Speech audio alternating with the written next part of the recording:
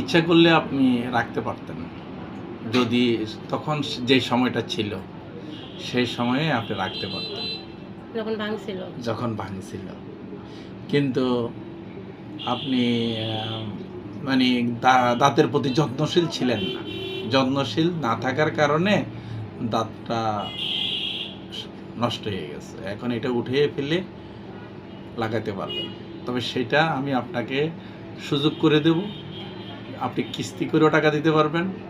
আর একবারে যদি গরিব হয়, মা বাবা ভাই বোন কেউ যদি না থাকে, তাহলে আমরা অনেক সময় সামান্য খরচে আপনার কাজটা করে দিই।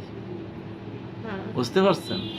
আর একটা কাজ যখন আমরা সামান্য খরচে করে দেব, নিশ্চয় সেটা আপনার কাছে ভালো লাগবে এবং ভালো কাজটাই করে দেব। যদি গরিব হয় আমরা এমনিতেই দাঁত উঠাইয়া দিই, দাঁতের টাকা উঠাতে হয়তো 100-200 টাকা নিই, যদি একবারে গরিব হয়।